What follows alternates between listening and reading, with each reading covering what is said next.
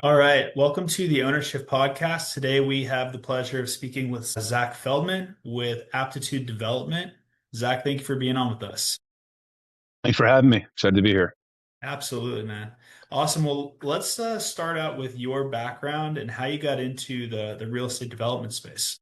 Sure. So I grew up in Boston, and some of my first summer jobs in high school and college were working on maintenance teams at real estate buildings, like waxing floors and power washing buildings. And then I got my real estate license when I was 18 and kind of thought it was something I wanted to go into.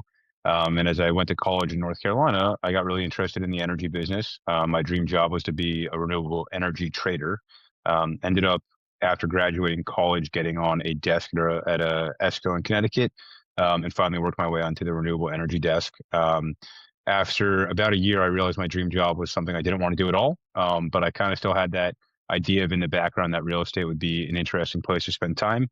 And it was one of those things where you kind of play golf when you went home from college, and it seemed like everyone that was on the course was like in real estate, and they didn't really have to work that hard. So I kind of had that bug in the back of my head, and the whole rich dad poor dad phenomenon was going on at the time. So I always had that thought that one day I want to own real estate. And as I was working at the energy company, I thought. Maybe I'll try and buy my first building. I bought a four-family in Stamford using an FHA loan, and it was so much simpler in the sense where, like, if you make cabinets nicer, you maybe get more in rent, or if you renovate them or you're nicer, your tenants will collect faster. It was so tangible comparatively to what I was doing in my day job. So I always called it my day job and my night job. And I was having way more fun on my nights and weekends trying to find real estate deals. Um, and that was kind of how I started to get into the business. Fast forward, I always had kind of what I call my day job and my night job, and stayed in the energy business for a while, and then started working more on the real estate side, for a large property management firm and an acquisition company. And then my nights and weekends was buying this small student housing. And the thesis was, well, I just went to college. I kind of think I know what kids want. And I ended up, Yeah. structuring it in kind of whatever ways I could, where I would bring money to a deal, and take a piece of the GP, or I'd, flip a deal that I found that I thought was undervalued, or things of that nature. But started buying in what I thought were the highest yield markets in the country. And that was kind of just using more like naivete, where what are the cheapest median home prices in every college town in the country. And then you could go on and find like the median rent for a one, two, and three bedroom, and that became my rent per bed. And I could Mhm. come out, well, like, I have no money, so if I go buy $150,000 house, what's the most cash on cash I can make without having to buy like huge buildings? Can I be close to campus? There was always kind of that need for the shadow market product adjacent to schools. And I didn't know it at the time, but I was kind of like learning about the student housing industry firsthand. So fast forward, I was doing a lot of this on the side, and ended up owning small pieces or large pieces of what ended up being a few hundred units throughout the Northeast, primarily adjacent to colleges or in kind of college towns. But a lot of it was scattered. A lot of it was more kind of sweat equity. And this is kind of when WeWork was happening, and I was learning more about the development business on the side. And it was kind of this epiphany, like, you can't really make money in real estate, in my personal opinion, doing the value add if you're like a one man or small shop, right? There's so much competition. This is when interest rates were, zero kind of from the teens on. And, I didn't find a way where you could really create any edge. And, you know, office space, we work, say what you want about their capital structure. It was an attractive place to go work, and they were creating edge or a delta on what they were renting it from the owner from to what they were leasing it at. Mhm. And then, you take ground up development, and you really create a lot of value from that. Um, so it's kind of this aha moment of, I want to do student housing. I want to do ground up development where I can create value. I think it's a place I can be, competitive. I mean, at the time, I was working at a large management firm out in Brooklyn, that managed a few $1 billion in real estate.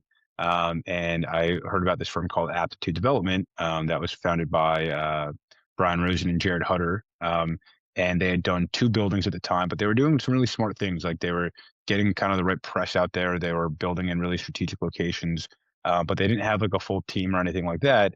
And I knew I wanted to go work for an active firm and really learn the business of construction and real estate development. So I kind of called their number one day and was like, "Hey, I kind of want to work here." And they're like, "We're not hiring. Like, get lost, kid." And I think I emailed like four or five times, and they were like not having it at all. And like eventually, I was like, "Oh, I'm in the neighborhood for like another meeting. Like, would you want to grab coffee after?" And they're like, why don't you just come in? And I hit it off. Ended up joining the firm a few weeks after that. Fast forward 7 years, I'm a partner here. I've kind of spearheaded our growth around the country in unison with the rest of the team. And when I first started, we had only built 2 buildings at Syracuse, and we've now built over 5,000 beds. We currently have $250 million in construction as we speak, and we're set to break ground on another $250 million this summer at tier one state institutions. Damn, man. So You guys are crushing it. That's that's awesome. kind of the story in a nutshell, if you will. Yeah, no, that was fantastic. So let's kind of go back to the beginning. So I would say let's from a company perspective, right? So you Sure. jumped on, you said, I believe 7 years ago. Yep. Perfect. So when you first got in with them, what were some of the early challenges? Yeah, I mean, I think like any business, right? You kind of figure out what is your competitive edge, and this kind of goes to what I was talking about earlier, and kind of how do we go build the right buildings in the right markets? How do you get the best data you possibly can to understand the clients? So a lot of the challenges was kind of figuring out what we want to do and how we want to do it. Hmm. Especially because it wasn't like it was, they weren't in the business for 10 or 15 years before that. Syracuse, their first 2 projects, which the first one we sold to ACC, which was a publicly traded REIT, ultimately got sold to Blackstone. Hmm. It was one of like the largest transactions in history. And then the second building we sold to the University of Syracuse. So we had some really good wins early on. And then it was kind of let's go national with the brand of the Marshall and in the student housing space. So it's figuring out where do we want to go, how do we want to do it, how do we want to build a team, do we want to stay small and nimble, do we want to build management in house? So kind of figuring out what our competitive edge was in the marketplace and how we build the best buildings possible. I think we've done a very good job figuring that out. I think some of our secret sauces. I think a lot of people say they care, but I can't tell you how many people I say like, "What was your favorite building? What did you like about that unit? What was the market like at night?" They really don't spend that much time on the ground doing due diligence. So kind of take maybe a property manager's word for it or a regional manager understanding like they kind of said they knew what they were doing. One thing we try and do is I will specifically go to one of our sites that we have, where they're working on or under contract on, and I'll go to dinner, and then I'll go to the site at like 9 or 10 p.m. at night, and I'll walk to the library and I'll walk back. Right? Do I feel safe as an adult male walking to and from our location? The answer is no. It's probably not a great place to go build a building for 400 to 800 college kids. Right? Yeah, Even if it might seem like a good place on a map, we spend a lot of time doing that. We spend a lot of time interviewing kids in the student centers and at the different residential buildings in the neighborhood to ensure that like, hey, they wish they had larger unit counts, or they wish they had, larger meeting spaces because Greek Life just got kicked off campus, whatever it may be. And we spend a ton of time on the ground trying to understand the clientele and kind of cater the building design and footprint to account for that. that's really good. So you guys are going the extra mile to make sure that the product you guys are delivering is something that's very desirable and Absolutely. almost necessary. Yeah, That's awesome, man. 100%. I remember kind of breezing through the website too. I mean, and you guys aren't just throwing lipstick on a pig here. I mean, you guys are building some beautiful, beautiful buildings. Looks Yeah. like you're doing some top-notch stuff. I think a lot of people have a misconception that student housing is kind of like Animal House still. And like Right. in many places it is. I mean, I give my partner Jared credit for this quote. He always says like, I wouldn't live in the stuff that we build. Not because it's not beautiful, but I kind of want, I like the 5 bedroom frat house still. I had Right. the best time doing that in college. I don't know if my opinion on that would drastically change. But everything we do, we take from soup to nuts. So we'll find a market, start picking out pockets of the market we really think are attractive. And many of that is what we call a roll out of bed location. Can you go out on a Thursday night, have a good time, and kind of get to your 8 a.m. on a Friday? If it's too far from campus, we typically won't touch it.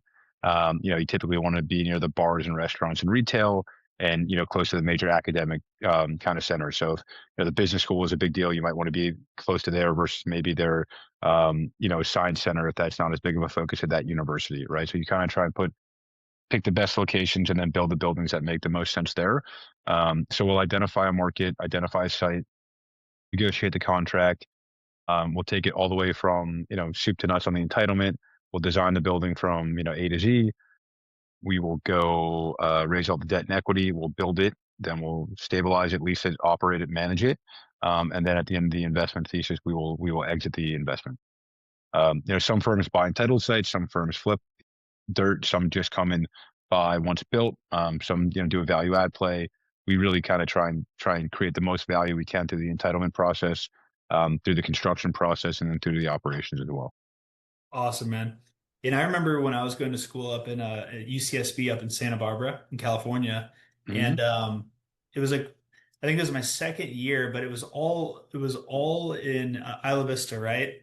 Which is very expensive real estate, but it's all single family residences. But I remember some company, whoever the developer was, came in and they were able to get the contracts in place to basically take out an entire section of regular homes that they were able to build. It's pretty crazy. So that was going to be my question is how often from an acquisition perspective are you guys buying undeveloped land, or do you guys come in sometimes and you're like, yeah, we need these 20 homeowners to sell to us because we're going to scrape the neighborhood. Yeah. Well, I'll tell you, and we spend a lot of time on the front end, and I think we try and be respectful of dollars, versus kind of throwing too many darts at the dartboard. And you kind of have to have a lot of irons in the fire to make it worth your time. Right. But we don't want to go into like a single family neighborhood and just assume we could put up a 10-story building, right? Mhm. Probably not worth the fight. Everyone hates you. You're not going to get a warm reception. But the reality is in almost every college market outside of, let's call it like an NYU, or maybe like even some of the Boston schools are quite urban. Yep. But at your major universities, the highest and best use in terms of what you can put on the dirt is almost always student housing in terms Mhm. of your return from an investor standpoint, right? So if you Yep. take a great piece of dirt. We have a project we're working on in Raleigh, North Carolina. The highest and best use for our land isn't a hotel. It's not an apartment complex. It's not condos. It's not an industrial building. The highest return you can make from an investment standpoint is on the student housing, right? And a big piece of that is how we monetize the square footage, right? So let's say your average two-bedroom apartment might be 800, 900 square feet. Maybe your three bedrooms getting to 11 to 1300 square feet, right? And Mhm. you're renting on a per unit basis. Housing is all rented on a per bed basis, and we have bed to bath parity. So if Ryan, Zach, Jimmy, and John are best friends, we live on campus our freshman year because there's a live on requirement, and then we move off campus our sophomore year. Ideally, you live in one of our Marshall buildings, and what that means is you show up day one, it's fully furnished. You get your key to your unit, and you really just have your backpack and your linens because your bed's already there, your all of your wardrobe's already there, everything in between, and you just pay for your rent for your bedroom. But from the developer standpoint, if maybe I can get $2,000 for a 1,200 square foot, or 1,000 square foot two-bedroom, I can go get in a lot of these markets close to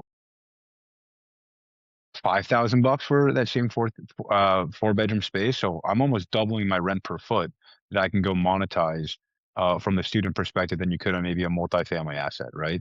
So Yeah. the construction costs are a little bit higher because you're doing more bathrooms, and it's a Mhm. denser building, and some of the amenities are a little bit more detailed. But in terms of how you actually get the highest return on costs, in most of these areas, student is the highest and best use. And all these markets we go into, it allows us to be very competitive on the acquisition front in terms of, maybe those 10 houses are worth $500,000 a pop, and we can pay you Mhm. 750 because instead of putting, 10 houses there, we're going to put 600 bedrooms, right? So you're able to kind of play around with the math a little bit, and create your own opportunities where if you're kind of just looking at it as is versus what we do on the entitlement and construction side, we can create a lot of value there. Yeah. And if you guys have to have, like you said, if it's very densely populated, there's a lot of old homes and stuff. I mean, I'm assuming if you had to have anybody move, the proposal would be above market value, right? I mean, I had that similar situation happen with a friend, and they got a knock on the door, and it was a developer, like kind of the suits that showed up, and they were like, "Hey," they're like, "What would it take? We have all of these homes, and we've bought all these homes, and you're like the last house." And he's Yeah, like, "What would it take for you guys to sell?" And my buddy just threw a number out, joking. He's like, "Oh, this much," and the guy's like, yeah. he's like, "Perfect. We'll write to you guys." And so but that set my friend up, right? I mean, I think they got 1.5x to 1.7x market value of their property. Yeah. So, long story short, but yeah. So That makes sense, man. I mean, yeah, student housing, and I remember just the amenities, right? And then if you guys are structuring that as fully furnished, I mean, there's such a value out there. And people, I remember just back being in school, it's like the last thing you want to do is be moving all of your furniture and schlepping it all the way around. I mean, if you can show up and that's all set up and you're in the right location, I mean, that's a very good business model. You had said It's something a a huge little. win. Oh, go ahead, man. Sorry. I would say it's a huge win for kids, right? They have this. Oh, All they absolutely. have to do is really come with their books, move in, go to class, and they're good to go. We try Like and make it as easy as possible. you have a trash bag full of clothes. We don't even roll with suitcases. Yeah, that's so good. And it's all about making, right? It's all about convenience. So it's like, will people pay convenient for convenience every day of the year? Yeah, So, that's awesome, man. So to break this down, I want to go into the investor opportunity with you guys. So kind of sure. you alluded to this a little bit earlier from the standpoint of your guys' process, right? Yep, Stabilizing the asset. How long is your holding process typically? And then from an yep. investor perspective, what does the investor model look Sure. So every deal is different. I think that's why we all like real estate, right? Is no deal is the same. I think every opportunity has different return metrics and different hold periods. But one of the ways we look at it, and I think we just have flexibility in the way we're structured, is we don't have like a 3 year hold that is we have to do because some fund today at least is saying we have to sell it at year three. We look at it very much from an opportunistic lens, right? So like? if we see the school is continuing to grow, maybe we'll hold it for an extra couple of years, and we see a lot of strength in the rent. Maybe that makes a lot of sense for us to go and kind of hold on to the asset and continue to cash flow strongly, and exit at a time that might create a higher return for our investors, even if that's in years, 5, 6, and 7 versus, 3, 4, 5. The other aspect of that is, if a school, we find out is going to, cap enrollment, or there's a couple thousand beds coming online and you're kind of the best asset in the market today, maybe it does make sense to start understanding what the market would bear and if it makes time to create some liquidity for your LPs. So we kind of don't have a hard and fast rule about it, but our typical hold periods anywhere from 3 to 7 years. Uh, and our typical projects are anywhere in the high teen to low 20 IRR net to the LP. We've done a kind of a mix of ultra high net worth and institutional investments from the LP level.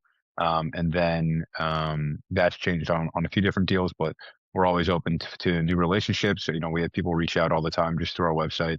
Hey, saw what you guys are doing. Saw you on Ryan's podcast. Would love to learn more about what you guys are working on.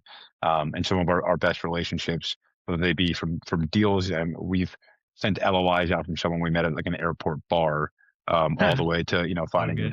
investors. Like I joke, but I don't. I was at a cigar shop in New York City like 6 years ago, and I was literally just working on like a PowerPoint on a Sunday night. It was at Soho Cigar Bar, and some guy's like, "Oh, do you work in real estate?" I'm like, "Yeah." He goes, "I've invested in a few projects." I'm like, "Cool. What do you think about student housing?" And he ended up investing in a deal, and it was we said happen more often than not.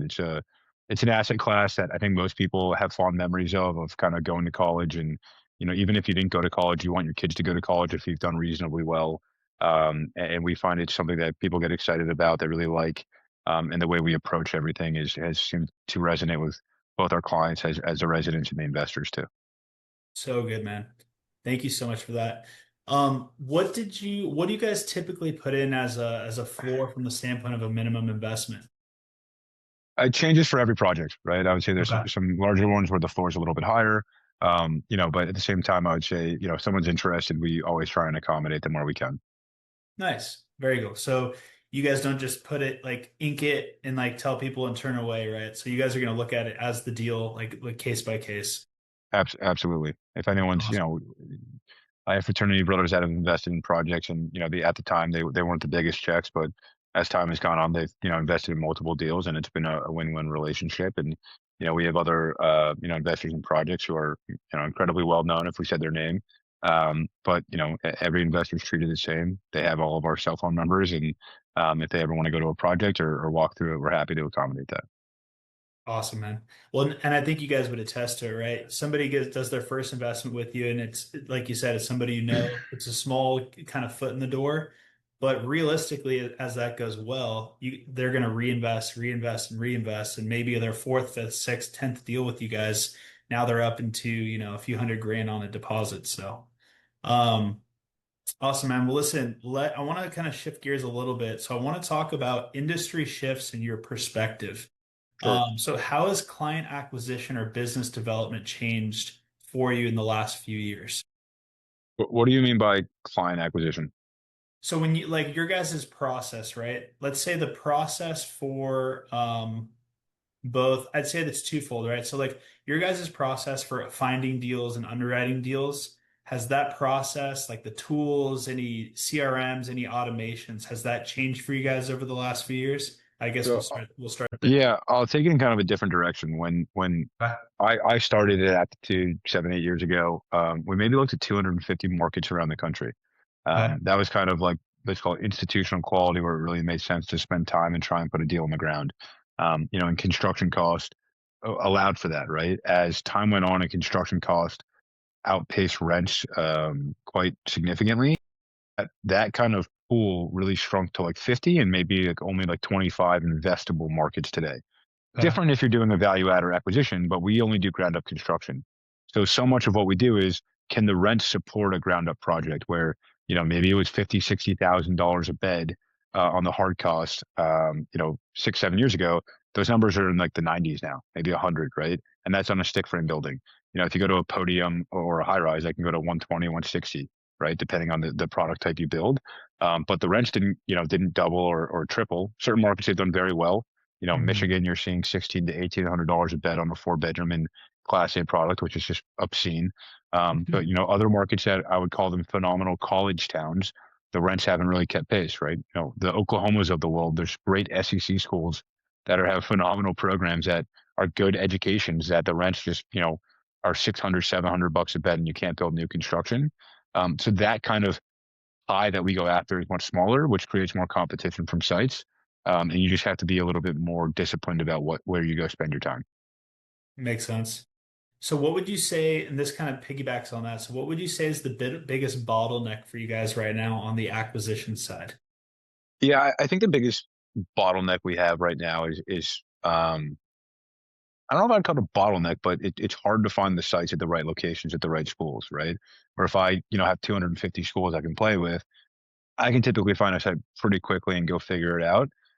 Another part of that is, maybe at these 20 to 25 markets, you have landowners that aren't sleeping anymore, right? You kind of were able to call the guy who owned the pizza shop and then pick up the 5 single family homes adjacent to it because there was a big building behind it and figure that out, right? Now people have become, well, I know what I got. I don't really want to sell it. Call me in 10 years type thing, which is fine, right? I respect their decision, but I think finding those infill sites that are walkable, there's more competition, and you just have to be very strategic. It's very much if you're in the wrong side of campus or you're kind of a block too far where kids don't want to go, it's not going to be an attractive product type. We spend a lot of time focusing on these kind of core pedestrian walkable sites that are irreplaceable locations. We're not trying to kind of be the third best location, if that makes sense. Yeah, that makes a lot of sense. Awesome, man. So shifting on to or kind of back to the investor side of things. So do you Sure. guys have an existing like database or CRM that you guys kind of work for like and kind of recircle back with investors? How does the investor relationship continue even after, for example, like an existing deal and you guys like everybody like the LPs exit, everybody's paid out? Is there an additional outreach program? Is that all automated? Like, what do you guys have set up from that perspective? Sure. We use a platform called Agora. Hmm. It's a CRM and more kind of less CRM, more so like project investor. It's almost like Carta, if you will, for real estate. There's another one called Juniper Square, which we've used in the past, which we had a good experience with as well. But we do all of our kind of outreach through there. We do all of our waterfall through there. We do all of our wires and kind of in and out when investors invest with us, and when we release distributions out there as well. You can go in and see kind of the performance of the project. Different notices are posted on there as well. So that's a great software that we've had nothing but good good things to say about so far. But a lot of it's still on the phone, right? Like if people are interested or they want to understand what's going on, I say it all the time. Like you can call or text me at any time, right? Whether it's 10 p.m. at night, whether it's 6 in the morning. If you want to, I won't always answer, but I'm always available, and I'll let you know. I'll get right back to you. Yeah. And We take a lot of pride in kind of giving very much, first class service attention to all of our partners. That's awesome, man. So in your guys' sales process, do you guys see anything as you kind of, again, like from now moving forward, do you see anything from the standpoint of your guys' process that is still somewhat manual that could potentially be automated? I mean, where do you guys see additional automation or even AI fitting into your business? From an AI standpoint, I mean, it's crazy what we can do now between just like basic tools like ChatGPT and Gemini. I would say everyone in this office uses them daily, whether it be, drafting, longer memorandums or even, editing, contracts and things of that nature, just helping kind of speed up the amount of manpower you're getting per person. But Hmm. even things like we had a thing recently where we had an approval and they had not released the actual document yet, which we needed for a bank loan. It was not on their website, and they had not sent it to our the address to our civil engineer to us as the owner. But using Gemini, we were able to go actually get the transcript from YouTube that we were able to send to the bank that showed that we had the full approval for the project, even though it was like a 30-day turnaround for the documentation. That was something where it was like, I couldn't have done that if I wanted to, right? Like Uh-huh. I checked YouTube, I couldn't find it. I tried Google, I couldn't find it. Tried ChatGPT, it didn't work. And then we tried Gemini and was able to find the full transcript and kind of print that out of the approval language that we got during the hearing. Those kinds of things are pretty cool to see it happen in action. And then, little things like, you know, um, just market statistics and kind of, supply demand fundamentals are it's pretty cool what's happening. We've used a few different softwares like TestFit is interesting. We don't use it as much anymore to kind of figure out kind of massing studies and density. Back of the envelope, how many beds can you fit on the site, how many units, how much parking. So all this is getting better and better, and it's making kind of site selection a little bit easier. But none of it's kind of a silver bullet just yet. Got it. That makes sense. And you, correct me if I'm wrong, did you say that you guys do have a sales team dedicated to investor relations or even like more so on the acquisition side? Or are you guys, I mean, how much, here's a better question. How much is your personal time spent on the investor relations and or on the acquisition side? Sure. Yeah. So the Jared and Brian are the founding partners. Brian heads up all construction and debt. Jared's main focus is really equity and investor relations. Granted, they're intricately involved in everything, but that's really where they spend a lot of their time and focus. And I head up all new development and acquisition. So that's kind of how it's parsed out there. And that allows a lot of, Jared to really kind of quarterback that piece of it. And then in terms of sales and acquisitions and negotiating with landowners, that falls mostly on my shoulders, which I love doing, and I find it, to be the best job in the world. You definitely have, I would say if I had to jump into any of your guys' shoes, I would definitely want to jump into yours. That sounds like the most fun process of the business. I've had some weird stories to tell from that, but so far so good. That's funny, man. All right, let's see here. So as we're kind of wrapping this up, what else do I want to talk about? Talked about AI, outbound. Okay, looking forward.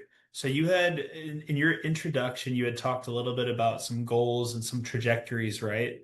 Sure. I would say over the next 3 to 5 years, where do you see the company going? And are there goals that you're comfortable discussing from a monetary perspective or even like a building count perspective? Yeah. Um, yeah, tell us what the future looks like for you guys. We don't have like a master planned roadmap by any means, right? I think we always take a look in the rearview mirror and see what have we done that we think we can get better at. One of the things we've done recently is take the property management services in-house.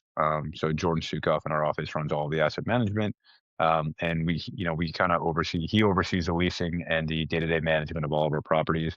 And that's something where I think we have a much higher touch point and ensure the kind of user experience is much better than it was only relying on third party.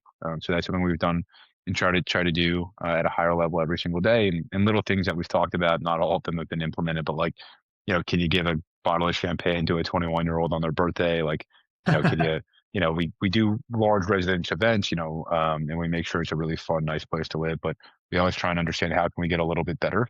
How do we make someone want to live at a Marshall building? Um, we've typically averaged anywhere from like 1 to 2 deliveries a year, which is, let's call it anywhere from 400 to 1,000 beds a year. I think long term, we'd love to have that be closer to 3 to 4 deliveries a year. I think we have the team to do it. Finding the right sites, we've continued to be quite successful with. But we have to make sure we can capitalize them effectively, and make sure we're not doing the wrong deals. We want to be as kind of high quality as we can across that. That's awesome. Yeah. Very cool. Well, Zach, thank you so much for being on today. This is really fun. Is there anything that you want our listeners to know from the standpoint of best place to get a hold of you? If you can verify your website again, that'd be awesome, and I'll put it in the description as well for the episode. Yeah. But yeah, if people want to know more about you guys and want to get in touch, what's the best way to do it? Yeah, I mean, I openly give out my phone number. It's 781-789-4354. If you want to talk about, student housing or aptitude development, please, reach out. I'm happy to chat. I genuinely love what I do. I think what we do, it makes college a little bit more fun. And, it's a privilege to build student housing all around the country. We jokingly say, but it's just true. Like, it's so fun to go to a college campus. Everyone is like happy and optimistic. It seems to be sunny, even if it's cold. Like, I have friends that So work true. in industrial and multifamily, and they're going to like these old products in the middle of nowhere, and I'm like, that's cool. But like, you go to a college campus, you catch a game at the night, you go to, the local taco shop. It's a fun way to do business. Everyone's happy. I'm blessed to do what I do, and if anyone wants to chat about it or a little more about the firm, we're always, love to have the conversation. Our website's aptitudere.com, and feel free to reach out Awesome. Very cool, man. Well, thank you again for being on with us. I'd love to stay in touch and have you guys on again in the future. for And sure. yeah, we'll definitely stay in touch and keep up with each other. Awesome. Thanks so much for your time, man.